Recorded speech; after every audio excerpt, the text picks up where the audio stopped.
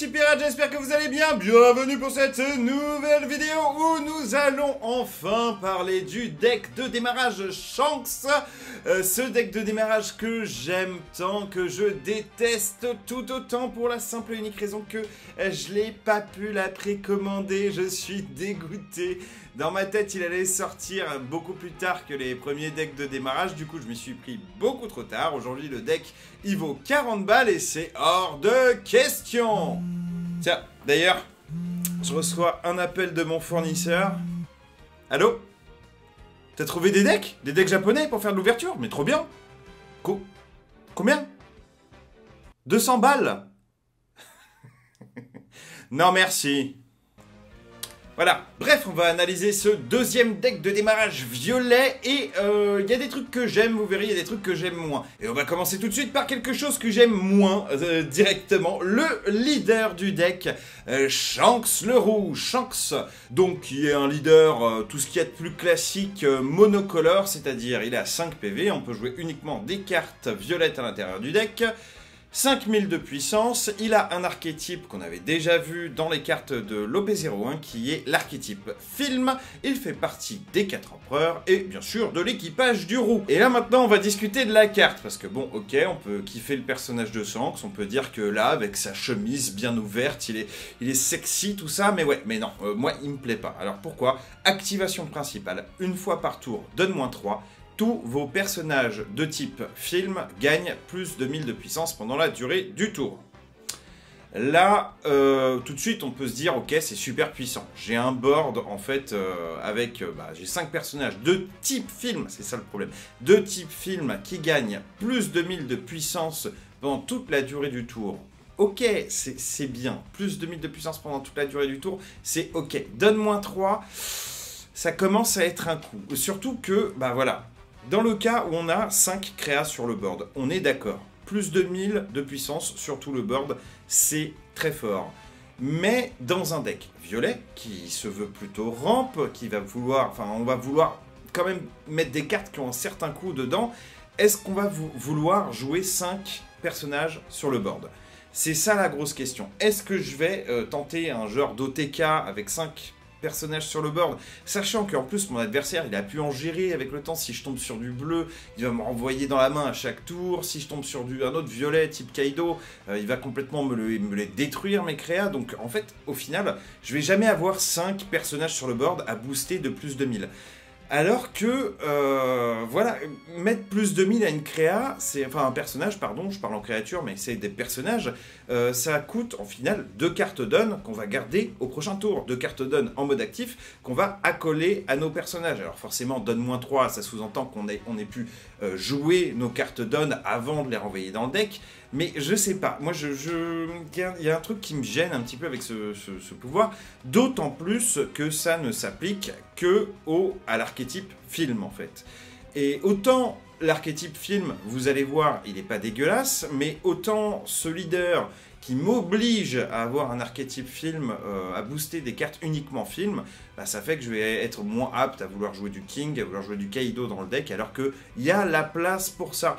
Et justement, pour moi, ce deck, il est très bon, mais avec un autre leader. Et pour moi, cet autre leader, ce serait carrément en fait le deck bicolore bleu-violet du deck de démarrage Kaido. On peut jouer plein de cartes film avec ce leader qui a la possibilité de ramper et donc du coup de nous faire, comment dire, permettre de jouer des gros tons sur le terrain assez rapidement. Donc bref, voilà, moi ce leader, il me gêne un peu, mais bon... Voilà, on va voir la suite du deck, hein. Vous me direz ce que vous en pensez dans les commentaires, bien entendu. Et on commence donc avec la première carte de personnage du deck, et c'est Ain. N. Je sais pas, choisissez des bons prénoms au bout d'un moment, les gens qui font les films.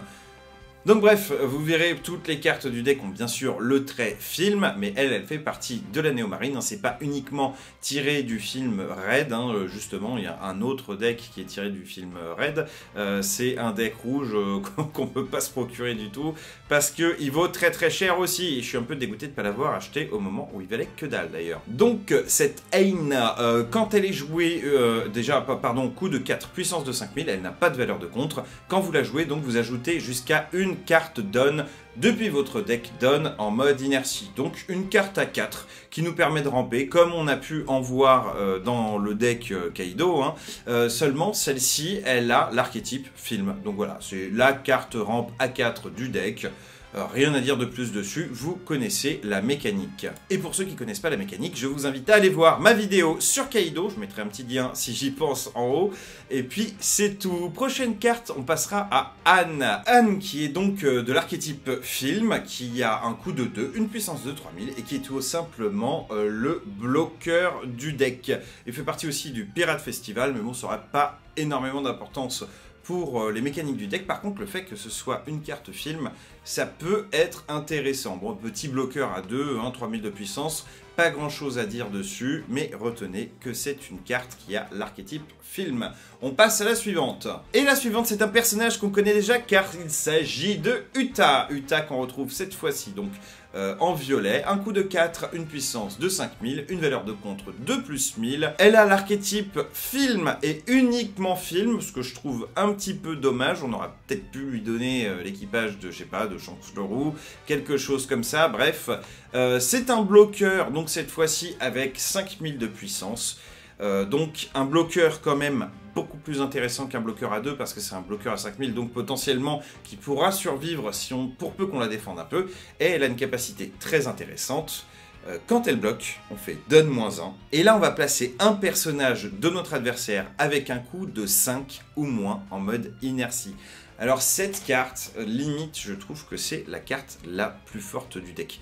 Tout simplement parce qu'elle pourra être jouée dans énormément de decks violets. Le fait qu'elle soit un archétype film, au final, on s'en fiche un peu. Elle est extrêmement défensive. Pour peu que vous décidiez de bloquer la première attaque, vous allez mettre un personnage de votre adversaire en mode inertie et donc potentiellement bloquer des attaques adverses qui vont venir. Ça va être très utile contre des decks voilà, aggro, contrôle de board, board control, board centrique. Bon, non, cette carte-là, j'ai absolument rien à dire dessus. Elle est juste super forte. Potentiellement, elle fait en gros un gros floodgate pour le tour de notre adversaire, pour peu qu'on en ait 2 sur le terrain. Il y en a une qui bloque, qui met une autre carte en inertie, une autre qui va bloquer, qui va mettre une autre carte en inertie. Là, notre adversaire, son tour, il est terminé. Bien sûr, elle a le petit donne -1 qui va bien, c'est un coup qui est pas négligeable, mais honnêtement, par rapport à l'effet qu'elle a, en fait, je la trouve vraiment, vraiment très forte, surtout qu'on peut décider de ne pas bloquer si c'est pas le moment opportun. Bref, Uta, je l'adore. On va passer à la prochaine carte du deck qui n'est autre que Karina. Karina qui a un archétype film, mais également Gran Tesoro. Elle a un coût de 2, une puissance de 3000, une valeur de contre de plus 1000, activation principale une fois par tour, placez ce personnage en mode inertie. Vous pouvez défausser un personnage de type film, et c'est pour ça que je vous disais attention aux archétypes film, parce que ça va avoir des effets sympas avec, ça va avoir des synergies avec le reste du deck, tout simplement. Donc je me répète, vous pouvez défausser un personnage de type film depuis votre main, si votre adversaire a plus de cartes donne que vous ajoutez 2 cartes donne depuis votre deck donne en mode inertie. Alors c'est là que du coup ça va être sympa entre parenthèses d'utiliser l'activation principale de notre leader, tout simplement parce qu'on va faire donne -3, on va donner plus de 1000 à tout notre board. Ensuite elle, on la met en inertie. Et vu qu'on se retrouve avec en théorie moins de cartes donne que notre adversaire, on en rajoute 2 derrière. Donc oui, ça a une synergie intéressante. Dans un archétype film, en plus, on défausse une carte film de notre main. On aura de quoi faire, j'imagine. Et on rajoute 2 cartes donne instantanément derrière. Bon, c'est pas non plus la carte du siècle, d'autant plus qu'elle est facilement gérable. Un coup de 2, une puissance de 3000, ça dégage avec la plupart des cartes contrôle. Ça la limite également énormément à l'archétype film. Et ça, c'est un truc assez restrictif pour la carte, mais bon, pourquoi pas. En tout cas, en tant que telle, dans le deck de démarrage, je la trouve plutôt efficace. On va passer ensuite à l'une des meilleures cartes du deck. Enfin, je dis meilleure. En vrai, il y a des très bonnes cartes dans le deck. Mais on va passer à Gran Tesoro. Et lui, pareil, il fait partie du Gran Tesoro. Il a l'archétype film. Et quand il attaque, vous faites donne -2 et vous piochez 2 cartes. Alors, ok, on va imaginer que dans le meilleur des mondes, on la joue T5. T5, on la joue, tout va bien, on met 5 cartes en inertie. Le tour d'après, on a déjà 7 cartes. 7 cartes qu'on va pouvoir jouer, on va pouvoir créer du board, on va pouvoir jouer un King à 7 par exemple, on va pouvoir jouer des cartes assez énervées dans le violet. Et en plus de ça, on fait donne-2 et on pioche 2 cartes. Dans les TCG, d'une manière générale, piocher, ça veut dire gagner. Vous piochez, vous avez plus de value que votre adversaire, vous avez potentiellement plus de cartes de valeur de contre en fait dans vos mains pour pouvoir vous défendre des attaques adverses. Vous êtes le roi du monde. Des cartes en main, c'est de la value. Prendre un PV, c'est de la value, donc piocher, c'est encore plus de value. Dans un archétype qui va se vouloir ramp, piocher, c'est tout simplement fumer. Bon voilà, en plus c'est une carte qui a l'archétype film, hein, donc elle rentre complètement, enfin voilà, elle marche avec toutes les autres synergies du jeu. Elle n'a pas de valeur de contre, c'est un peu dommage, mais bon, elle a une puissance de 6000. 6000, c'est pas dégueulasse, on est d'accord. La prochaine carte c'est Gordon. Gordon qui a également uniquement l'archétype film pour lui. De toute façon c'est une sans capacité, pour moi pas top, hein. Vous savez ce que je pense des sans capacité à 3000, pour moi c'est pas génial. Alors voilà, un coup de 1, puissance de 3000, valeur de contre 2 plus 1000, rien à rajouter. Pour moi, dans l'archétype film, ce sera juste une carte à défausser. Voilà. On passe maintenant à Shiki. Shiki qui, cette fois-ci, fait partie de l'équipage du Lion d'Or. Tiré aussi, bon, ils ont tous l'archétype film, hein, ça vous l'aurez compris. Il a un coup de 6, une puissance de 7000, une valeur de contre de plus 1000 et il a un effet très énervant. Si vous avez 8 cartes donne ou plus, vous imaginez que vous avez forcément des cartes donne vu que vous jouez violet et que vous allez ramper. Donc si vous avez 8 cartes donne ou plus, surtout que vous le jouez tour 6, donc tour d'après en général vous avez 8 cartes donne, hein, sur le terrain. Ce personnage ne peut pas être mis KO au combat. Je peux rien dire de plus. Vous la jouez. Le Shiki, il peut pas être mis KO. Voilà, c'est tout, c'est simple. Soit il est géré, en fait, par des cartes, voilà, des cartes événements, hein, je dis pas, hein, Crocodile, il vous la renvoie dans la main. Il y a des cartes aussi qui vont la défoncer. Un bon Kaido bien placé, ça la défonce tout de suite. Mais elle peut pas être mise KO au combat. La plupart des decks, ils vont pas pouvoir tourner autour de cette carte. Hein. Vous allez avoir une 6000 sur le terrain, enfin, pardon, une 7000 sur le terrain, et elle va rester. Elle va rester, elle sera là, elle pourra attaquer à chaque tour. Allez, hop, hop, hop, hop, hop. On lance des attaques à 7000, on est bien, on est content. Donc voilà, moi j'adore cette carte. Et ce qui est bien avec cette carte, c'est qu'elle se limite pas à l'archétype film. C'est une carte qui peut rentrer dans tous les decks violets. Carte suivante. La prochaine carte, c'est Scarlet, une 2 pour 3000 que vous allez pouvoir jouer gratuitement grâce à un effet trigger. Je trouve ça, vous le savez, très nul. Déjà, les stats à 3000, je n'en suis pas fan. Mais voilà, là c'est une 3000 pour 2. Voilà. Si elle est dans vos points de vie, vous allez la jouer gratos. Sinon, c'est une 3000 pour 2. C'est pourri, c'est nul, ça pue la merde. Bon voilà, valeur de compte de plus 1000, elle fait partie de l'équipage du Lion d'Or. Elle a l'archétype film, c'est une strike, je sais pas, j'essaie de broder, mais il n'y a rien à faire avec cette carte. Carte suivante, on passe à Z. Et là, le Z, je dois dire que c'est plutôt une excellente carte. Encore plus en fait dans ce deck, dans cet archétype, où vraiment vous pouvez faire all-in sur Z uniquement sur cette carte. Alors, elle a un coup de 7. Ok, c'est pas déconnant. Elle a une puissance de 8000.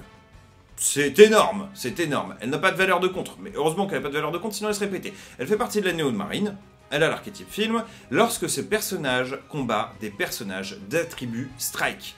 Les attributs strike, ça va être très souvent les cartes fortes. Les cartes fortes des decks, les Luffy, non, j'allais dire les Zoro, mais non, Zoro c'est une slash. Bref, les cartes fortes de beaucoup de decks. Ce personnage gagne plus 3000 de puissance pour toute la durée du tour. Autant vous dire que vous n'avez pas besoin de la booster. Avec Z, vous attaquez un personnage, je sais pas, lambda sur le terrain, qui a un attribut strike. Cette carte, de base, elle est à 11000 de puissance. C'est plutôt balèze. Au-delà du fait que ce soit une carte avec un coup de 7 et une puissance de 8000, donc très difficile à gérer par des effets adverses, et elle tape fort, voilà, vous n'avez même pas besoin de la booster, elle tape très fort. Mais en plus de ça, il a une activation principale une fois par tour. Si vous faites donne-1, ce personnage gagne plus 2000 de puissance pour la durée du tour. Donc cette carte, si vous faites un donne-1 et que vous attaquez une carte strike, elle est nativement, après avoir fait donne-1, à 13 000 de puissance. Dites-moi que c'est pas balèze. Une 7 avec 13 000 de puissance, c'est juste surpuissant. Bon, après vous allez très souvent juste attaquer votre adversaire, hein, le leader adverse avec. Dans ce cas-là, si vous faites donne-1, bah, vous avez une 10 000 de puissance sur le board. Pour 7, je vous rappelle que les 10 000, normalement, elles arrivent plutôt au T10, hein, en fait. Donc voilà, vous avez un tour d'avance pour une attaque à 10 000, ce qui est très fort. D'autant plus que vous pouvez y ajouter des cartes donne. On va maintenant passer au gros Douglas Bullet. Douglas Bullet, donc un coup de 8, une puissance de 10 000. Donc voilà, hein, je vous le disais, hein, ça vient au tour d'après. La puissance de 10 000, pas de valeur de contre, il fait partie du Pirate Festival. C'est une carte avec l'archétype film. J'en ai marre de me répéter, mais bon voilà. C'est activation principale une fois par tour. Vous faites donne-moi 4 et vous placez en inertie jusqu'à 2 cartes personnages de votre adversaire. Puis ce personnage gagne double frappe pour la durée du tour. Ce Douglas, c'est juste un perceur. Il va pénétrer votre défense. Mais par devant. En fait, votre adversaire a 2 bloqueurs. On repart sur le principe, sur l'idée qu'on a 2 bloqueurs sur le terrain. Hein, comme on avait fait pour la carte Uta. Et bien cette fois-ci, les 2 bloqueurs, ils vont faire... Voilà. et ça gagne double frappe. Donc en fait, vous la jouez pour 8. Tour d'après, vous avez 10 cartes donne sur le terrain. On est d'accord. Vous en mettez 6 en dessous de lui. Votre adversaire, il lui reste un PV. Voilà, il lui reste un PV. Vous allez tout simplement mettre les 2 personnages, les 2 bloqueurs en inertie, en faisant un donne-moi 4. Et puis, bah, vous allez tout droit. Vous tapez l'adversaire. Votre personnage, là, votre Douglas Bullet, il a double frappe. Donc, il fait 2 fois des dégâts à votre adversaire. Donc, vous gagnez la game. Il a plus de bloqueur. Et vous êtes à 16 000. Va défendre ça, mon gars. Va défendre ça. Donc voilà, pour les decks qui vont poser énormément de bloqueurs sur le terrain, il y a plein de petits bloqueurs à 1 qui vont être faciles pour se défendre. Et ben, tu joues Douglas Bullet dans le violet, bah t'es deg. C'est une carte qui peut rentrer dans absolument tous les decks violets. On n'en a rien à faire de son archétype film. Il ne nécessite pas d'avoir un leader avec un archétype film. Et il ne nécessite pas de se défausser d'une carte avec un archétype film. Donc cette carte, bah elle est cool. Voilà. Et on va lâcher les magnifiques super rares pour atterrir dans l'univers des pauvres petites sans capacité avec un gros carré blanc en bas. Qu'elles sont moches. Baccarat, donc, coup de 3, puissance de 5000, donc ok, c'est une carte assez correcte au niveau des stats. Moi j'aime bien ça, les cartes à 3000 avec 5000 de puissance, c'est correct, vraiment très très correct à jouer. Donc valeur de compte 2 plus 1000, elle fait partie du Gran Tesoro et de l'archétype film. On passe à la carte suivante. Et la suivante, c'est quoi ce Beans? C'est quoi ce Beans? Donc, Beans, une sans capacité, toute moche encore, avec une valeur de 4 et une puissance de 6000. Tout à fait correct. Tout à fait correct au niveau des stats. Valeur de compte de plus 1000, il fait partie de la néo-marine et à l'archétype film. Voilà, pas grand chose à dire dessus. On passe à la suivante. Buena Festa maintenant, qui fait partie bien entendu du Pirate Festival, une carte avec un coût de 1, une puissance de 0, donc vous n'allez pas faire des miracles agressivement avec cette carte sur votre adversaire. Par contre, valeur de contre de plus de 1000, ça, ces cartes-là, je les adore. Quand cette carte est jouée, vous regardez les 5 cartes du dessus de votre deck, vous révélez un personnage de type film, autre que Buena Festa, et vous l'ajoutez à votre main. Vous placez ensuite le reste des cartes en dessous de votre deck, dans l'ordre de votre choix. Alors, cette carte, deux choses. Déjà, ok, la valeur de compte de plus de 1000, c'est pas négligeable, c'est très très bien. Voilà, maintenant 2 choses. La première, c'est un tuto. C'est très bien. Vous allez regarder 5 cartes du dessus de votre deck. Vous prenez une carte film dans ce build, hein, dans cet archétype. C'est fort bien, j'adore. Par contre, une carte à 0 de puissance. Vous allez rien pouvoir en faire, on est d'accord. Mais elle ne peut pas être recyclée derrière. Là, on est d'accord. On n'a pas vu depuis tout à l'heure des cartes qui disent détruisez une carte de votre terrain, machin truc, etc. Donc en fait, vous allez la jouer. Vous allez vous bousiller un emplacement sur vos emplacements personnages, d'accord? Et vous pourrez rien faire avec de la partie. Le seul intérêt derrière, ça va être de faire le donne -3 de Shanks, et en fait de lui donner plus 2000 de puissance, et après va falloir la booster en plus, quoi, pour pouvoir faire des dégâts à notre adversaire. Elle a même pas bloqueur, elle a rien. Honnêtement, cette carte, si c'était... Ok, c'est un tuto. Si elle n'avait pas ses plus 2000, en fait, je la détesterais, cette carte. Tout simplement. Elle vous bousille un emplacement sur le terrain. C'est tout ce qu'elle fait, cette carte. Voilà, donc on va la garder pourquoi? On va la garder si on a envie d'aller chercher une carte en particulier. Hein, on va la jouer, on va dire tant pis, je sacrifie un emplacement, je vais chercher une carte dans mon deck. On va la garder en main pour les plus 2000 de valeur de contre. Ça, c'est indéniable. Mais sinon, sans ça, je la trouve nulle. Voilà. Ça aurait été activation principale, vous savez, comme la Black Maria. Là, activation principale, je mets la carte en inertie. Dans ce cas-là, voilà, on peut le faire une fois par tour. Votre adversaire aura envie de la gérer, hein, parce qu'il n'aime pas que vous fassiez un tuto une fois par tour. C'est tout à fait legit. Mais voilà, là, l'effet, il existe que quand joué. Donc, je trouve ça mauvais. En parlant de mauvais, on va passer à Docteur Indigo. Coup de 2, puissance de 4000, valeur de compte de plus 1000. C'est une carte sans capacité. Il a l'archétype scientifique, attention, nouvel archétype, équipage du lion d'or et bien sûr l'archétype film. Pas grand chose à dire, hein, voilà, c'est une 4000 pour 2. C'est mieux qu'une 3000 pour 1, j'ai envie de dire. Et on en a fini avec les cartes personnages. On va passer maintenant aux cartes événements. Et on va commencer avec Lion Threat Imperial Earthbind. La menace du lion impérial et son lien avec la Terre. Hein? C'est ça, hein? Si vous savez comment le traduire en français, n'hésitez pas. Donc, une carte événement avec un coup de 3, avec l'archétype équipage du lion d'or et l'équipage du film. Activation principale, donne -2. Vous choisissez un personnage de votre adversaire avec un coup de 5 ou moins et vous le mettez KO. Tout simplement. En effet, très efficace. Hein, voilà, vous la jouez, vous gérez un personnage de 5 ou moins sur le terrain de votre adversaire. Bon, forcément, le coût assez élevé. Hein, vous jouez 3 cartes, vous en retournez 2 dans votre deck.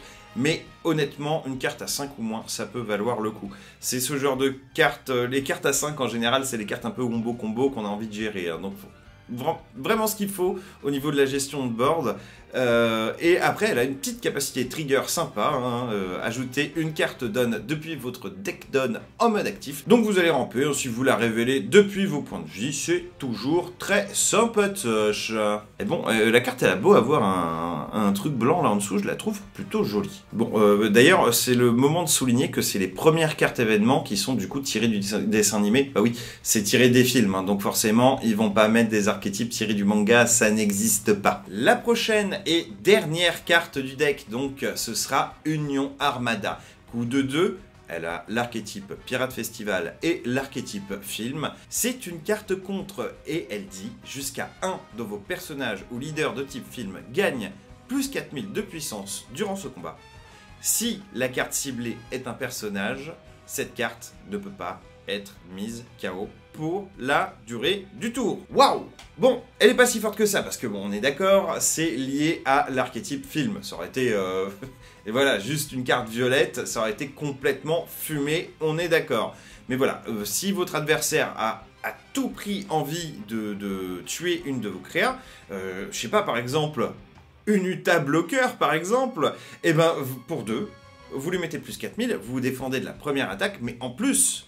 elle ne peut pas être mise KO pendant toute la durée du tour. En tout cas, au combat. Hein. On a vu avec la carte événement qu'on a vu juste avant, là, elle est mise KO. Ça n'empêche pas d'être mis KO par des effets de carte uniquement au combat.